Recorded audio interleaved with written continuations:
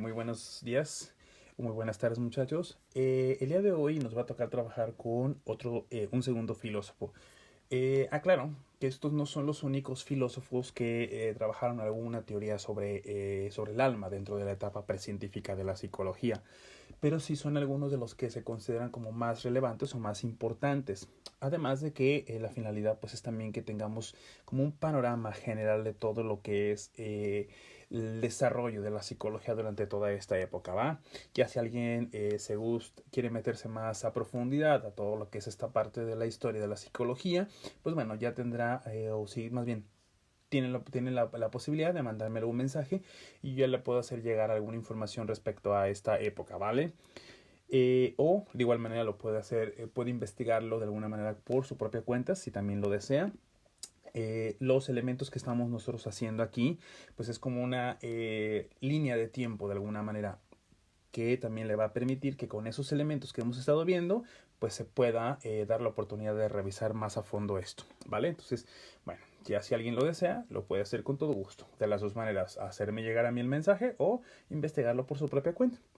Ok, nuestro filósofo de hoy, perdón, es precisamente Platón. Platón va a ser un filósofo muy importante dentro de esta época, dentro de la época antigua de la psicología, pero también de la filosofía. De hecho, originalmente Platón pues, va a ser un filósofo como tal.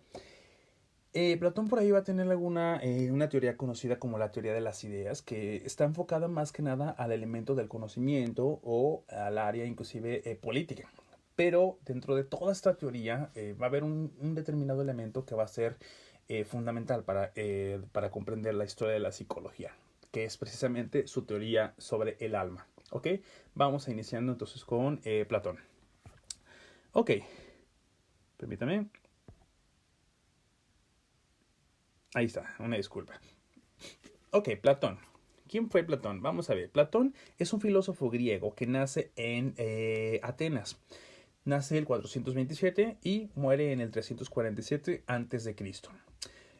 Su maestro es Sócrates. En su momento en la clase de filosofía posiblemente tengan un poquito de contacto con la información respecto a Sócrates, ¿vale? Es un filósofo muy interesante que también va a proponer algunas teorías muy, muy buenas, quizá no como tal para la psicología, pero para la filosofía y para la misma política. Pero bueno, ya lo tendrán más oportunidad de verlo. Platón va a tener posteriormente un discípulo que es Aristóteles. Aristóteles va a ser otro filósofo que nosotros vamos a revisar, también porque tiene algunos puntos muy buenos que podremos retomar para la psicología, aunque el filósofo también va a proponer muchos elementos para otras áreas u otras ciencias, ¿va? Pero bueno, vámonos enfocando en esto. Platón. Platón, la concepción que tenga, o que tiene más bien, o que tenía, perdón, Platón referente al alma, la vamos a encontrar precisamente en la teoría de las ideas. Que repito, ustedes ya tendrán una oportunidad de verla más a fondo dentro de la clase de filosofía. Y ya van a poder como enlazar un poquito las piezas. Aquí vamos a estar viendo solo ciertos elementos de esta teoría, solo para comprender más que nada, o más bien solamente lo necesario para comprender la teoría del alma de Platón. ¿Ok? Seguimos entonces. La concepción que tiene Platón del alma es muy básica. Dice, el hombre es el resultado, repito, el hombre entendido como ser humano. Es el resultado de una unión accidental entre el alma inmortal y el cuerpo material y corruptible. Dos realidades distintas que se encuentran unidas en un solo ser de modo provisional. De tal modo que lo más propiamente humano que hay en el ser humano es su alma, a la que le corresponde la función de gobernar y dirigir la vida humana. Ok, aquí vamos a encontrar varios elementos que hay que ir desgajando. Ok, vamos viendo. Dice, el ser humano o el hombre es el resultado de una unión accidental entre el alma inmortal y el cuerpo material corruptible. Aquí hay dos elementos, vamos separándolas. El primero, cuando habla de que es una unión accidental, esto está relacionado muchísimo con un mito que él tiene. Prácticamente todas sus teorías las vamos a encontrar dentro de su obra a manera de mitos. Lo que va a decir es que el alma se encuentra en un mundo supralterno, que se encuentra, nunca nos dice exactamente en dónde, pero bueno, se encuentra muy por encima del mundo tangible y que nosotros podemos tocar y ver con nuestros sentidos, ¿va? Se le va a conocer como el topus uranos o mundo de las ideas. Ok, dentro de este mundo vamos a encontrar precisamente todas las ideas o moldes de las cosas reales. Es decir, es como si ellas tuvieran el creador de, de todas las cosas con sus respectivos moldes o ideas de las cosas que hay aquí. Allá mismo también vamos a encontrar al alma. El alma va a estar dividida en tres elementos. Ya lo iremos viendo un poquito más adelante. Ok. Esa alma va a andar navegando por allá. Haz de cuenta que Platón lo va a dibujar más que nada como una especie de caballo, perdón, una especie de jinete que controla dos caballos. Resulta que ese jinete iba pues, por allá en el Topos Uranos y de repente los dos caballos principales, los dos caballos que él lleva, se empiezan como a pelear. Ahorita vamos a explicar esto más a fondo, ya cuando lleguemos al punto de las tres partes del alma. No me puedo meter más adelante porque me estaría adelantando. Se empiezan como a jalonear y entonces llevan a que el jinete caiga, o más bien, lleva a que el jinete pierda el control del carro con los caballos. Entonces cae de donde está el Topos Uranos y cae directamente en un cuerpo material. Suena muy, un poquito fumado, ¿sí? Va a sonar un poquito fumado, pero a final de cuentas es la proposición o la propuesta que tiene Platón, ¿no? Repito, es un mito, a final de cuentas, pero que tiene una intención de responder precisamente a la pregunta por lo que es el ser humano y lo que es su alma. Ok, cae entonces en ese cuerpo material corruptible. ¿Por qué le llama corruptible? Muy sencillo. ¿Por qué? Porque nuestro cuerpo, muchachos, es material, está hecho de carne, pero esta carne va envejeciendo con el tiempo con el tiempo, como con cuanto se vaya degradando, se va a ir desgastando, o degradando, perdón, se va a ir degradando hasta el grado de que vamos a perder muchas habilidades. Ahí encontraríamos la etapa de la vejez. Y con cada uno de nuestros años vamos a ir perdiendo determinadas cosas. ¿Vale? Entonces a eso se refiere con que es corruptible. Dice, dos realidades distintas que se encuentran unidas en un solo ser de modo provisional. Ok, esta parte va a ser también importante. ¿Por qué provisional? Lo que vamos a encontrar es que Platón, perdón, va a llegar a considerar que el alma puede transmigrar, es decir, pasar de un cuerpo a otro. De hecho, eso lo vamos a encontrar en partes de sus teorías. Ahorita no es tan relevante para nosotros por lo que corresponde a la materia que estamos viendo, pero es a grandes rasgos eso. Es decir, el alma puede transmigrar de un cuerpo a otro. Seguimos. Dice, de tal modo que lo más propiamente humano que hay en el ser humano o en el hombre, es su alma, a la que le corresponde la función de gobernar, dirigir la vida humana. Ok, esto va a tener mucha relación principalmente con nuestro siguiente punto. Dice, Platón no se limita a afirmar la existencia del alma, sino que la dota también de otras características, además de la de ser principio vital. Ok, esta parte que dice que le corresponde la función de gobernar, dirigir la vida humana, se va a relacionar un poquito con este elemento que acabo de proyectar. ¿Qué significa que el alma sea principio vital? Ok, básicamente el alma es la que dota de vida al cuerpo humano. Está relacionado un poquito con lo que vamos a encontrar posteriormente en la psicología o en la neurociencia, es decir, el cerebro es el encargado prácticamente de darle vida al cuerpo humano. Hasta cierto punto sí. ¿Por qué? Porque podríamos tener una persona con muerte cerebral, pero su cuerpo ya no va a seguir funcionando. Es decir, el cuerpo es el que básicamente es el que va a controlar todas las funciones vitales de cada uno de los órganos. ¿Se puede mantener una persona en estado vegetal? Sí, pero con una máquina. Entonces, esto va a estar muy relacionado. Es decir, nuestro cerebro, nuestra mente es la que controla de alguna manera todas las funciones vitales de nuestro cuerpo humano.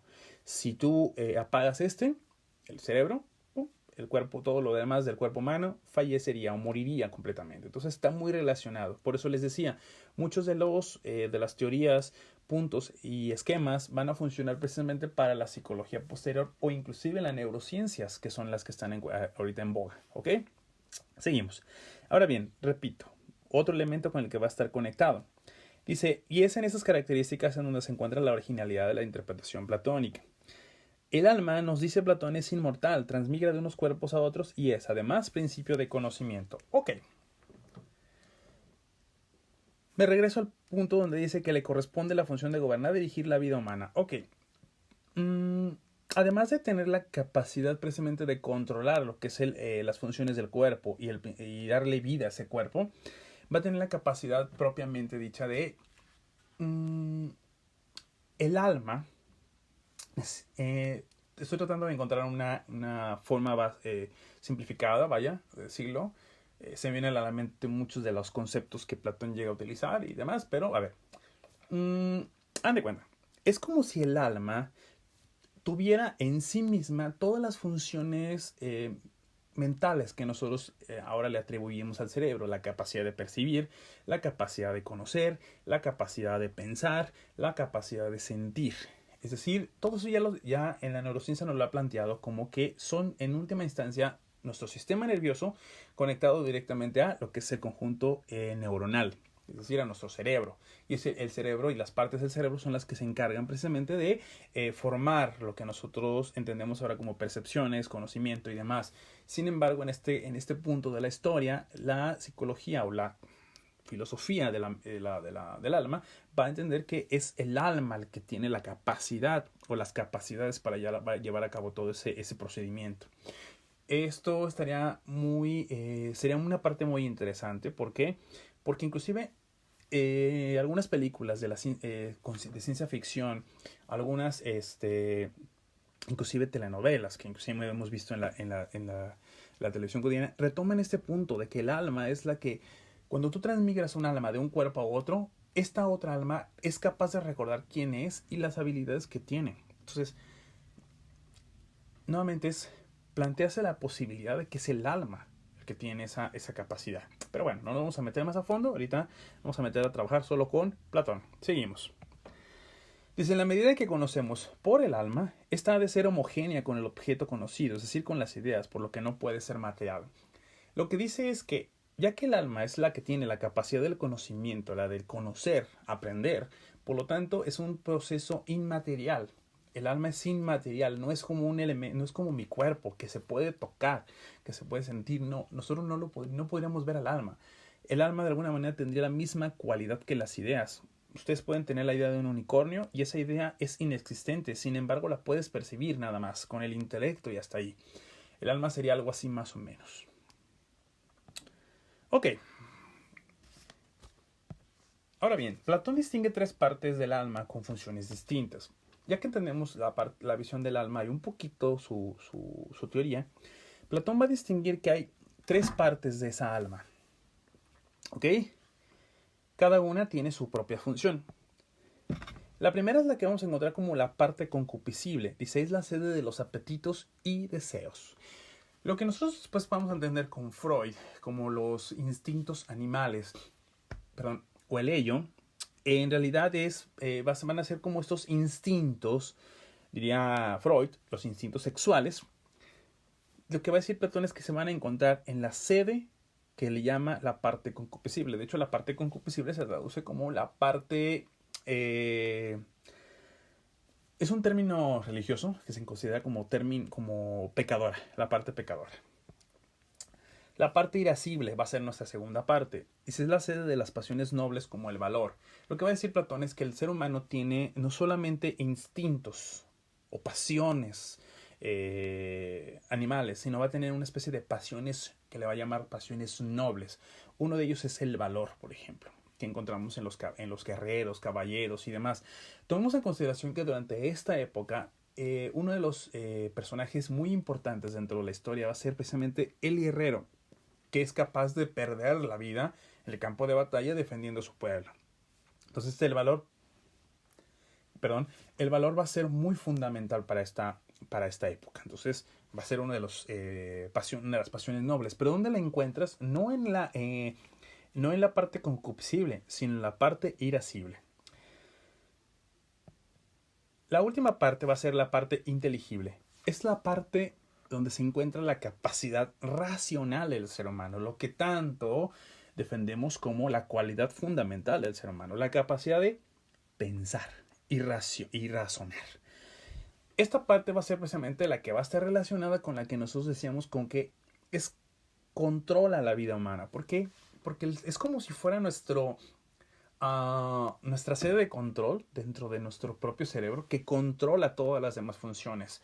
Entonces es como si fuera nuestro jefe ahí que está ahí controlando todo, ¿vale? Ahora bien, si ustedes lo analizan, si ustedes lo revisan la presentación, a cada una de las partes yo le estoy asignando un nombre. Caballo negro, caballo blanco, jinete, el que debe ser capaz de controlar a los otros dos. Esto va a estar relacionado precisamente con el mito del que yo hablaba del alma. Platón lo va a dibujar. Ahorita más adelante voy a poner una imagen de más o menos cómo se imaginaría, o cómo dibujó al alma Platón en sus libros, en sus textos. Mientras tanto, dice, las dos primeras partes están ligadas al cuerpo, rigen sus funciones y perecen con él, es decir, la parte concupiscible y la parte irascible. Siendo la parte inteligible la única separable del cuerpo y la que debe guiar y dominar sobre las otras dos, evitando sus excesos, y la que conduce al hombre o al ser humano a alcanzar la sabiduría, en la que radica la verdadera felicidad. Ok, esto va a estar muy relacionado con el mito de Platón y con un poco su teoría política, su teoría del conocimiento y demás, que ya va a estar muy relacionado ya entraríamos en terrenos de la propia filosofía como tal, o filosofía política, o inclusive filosofía de la educación. Pero la que nos corresponde aquí es esta parte, es decir, el alma racional o la parte racional es la que no muere. Se cuenta, cuando nosotros morimos, la primera y la segunda parte, concupiscible e irascible, morirían con nuestro cuerpo. Pero la última parte, no. Esa es la que transmigraría y pasaría a otros cuerpos en su momento. Esta va a ser la que nos va a ayudar precisamente a desarrollarnos como seres humanos. Es la parte racional, la que nos va a permitir conocer el mundo, conocer nuestra realidad y mejorarnos a nosotros mismos, ¿vale? Y ahí, diría Platón, en eso radica la verdadera felicidad. Ahora sí, esta es la forma en que se dibujaría el alma, ¿no? El jinete, pues ya lo habíamos dicho, sería la capacidad racional. El caballo negro sería prácticamente la parte concupiscible. Y el caballo blanco sería la parte irascible. Es decir, el jinete, la capacidad racional, es la que se encarga de controlar prácticamente a los otros dos, a las otras dos partes que componen el cuerpo. Esto lo vamos a encontrar posteriormente en el pensamiento de Freud, con su ello, yo y superyo. Ya lo iremos viendo un poquito más adelante, cuando lleguemos a la parte de Freud, en la etapa científica de la psicología. ¿Vale? Por ahora, este sería el último punto con el que estaríamos trabajando con referente al Platón. Lo mismo de siempre, muchachos. Si tienen alguna duda, me la pueden hacer llegar al celular con todo gusto y con todo gusto se las estaré contestando. Solo una cosita, por favor. Recuerden hacerme llegar su nombre completo cuando me manden la pregunta para yo saber a quién le estoy contestando, ¿vale? Y segunda, pues recuerden hacer su trabajo de apuntes y demás en su cuaderno y para que me lo puedan enviar. Repito, nombre completo, generación, materia. El día de mañana ya nosotros estaríamos entrando con un siguiente tema que es Aristóteles, ¿vale? Pero permítanme, si mi memoria no me falla, Aristóteles lo estaríamos revisando ya el lunes. Yo estaría haciendo el video el fin de semana para poder hacérselos llegar ya el lunes, ¿va? Perfecto. Si no hay otra cosa, muchachos, los veo entonces en la próxima clase. Que tengan muy buen día. Hasta luego.